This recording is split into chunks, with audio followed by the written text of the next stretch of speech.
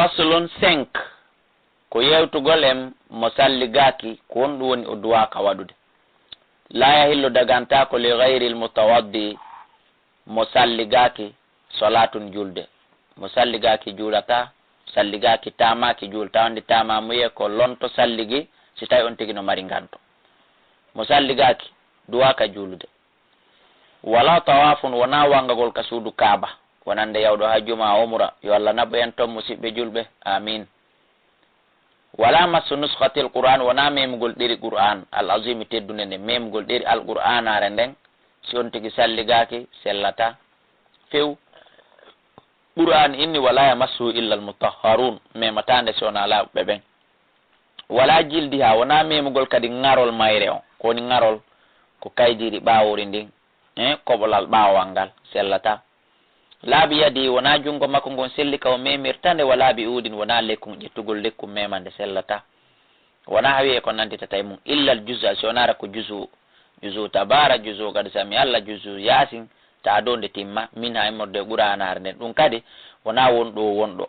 al muta'allam ko jango won fi e mayre e jannowo mido jannude mande ma an hida jangude nde ko mi won ma jannude ma kan walla jannude enen don dido fi en salligaki sen hebal fere no salligoren dum kadi ko hani ko en salligo kono sen hebal fere no salligoren hara ella lande jetteten dum don mi janna ma janga hara salligaki ko wana non kadi alluwal sino windi e alluwal. Wala masulawhil Qur'an wana memugol kadi alluwal ko alqur'anare nde winda don al azim teddunde nden ala ghairil wudu e dow tanamo salligaki toujours si wona jango won e maggal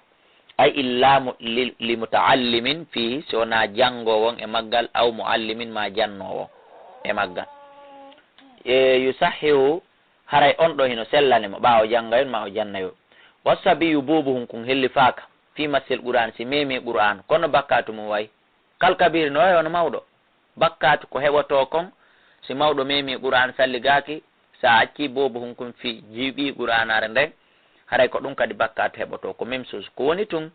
wal itimu bakkatu on do ko fawi wona bubuhum kun parce que den andi hadis nelaado makiru fi al qalam an salas karamongol no bantana yimbe tato wa minhum as-sabiyyu hatta yabluga no jeeya dum bubuhum ha kun hellife kono do are kombo je bakkatu on wal itimu bakkatu ala munawilihi koy do jonnudo mo on alqur'anare nden lahu wonande mo wa man salla kala jullo bi ghairi udun ko alda salligi amidan haro te pas mi ala salligade mala tamade julay tun wadi wo ye fa huwa kafirun billah haran no ko kefere yeddudo Allah wal iyadu billahi e moliki Allah yo Allah on dandu en dum allahumma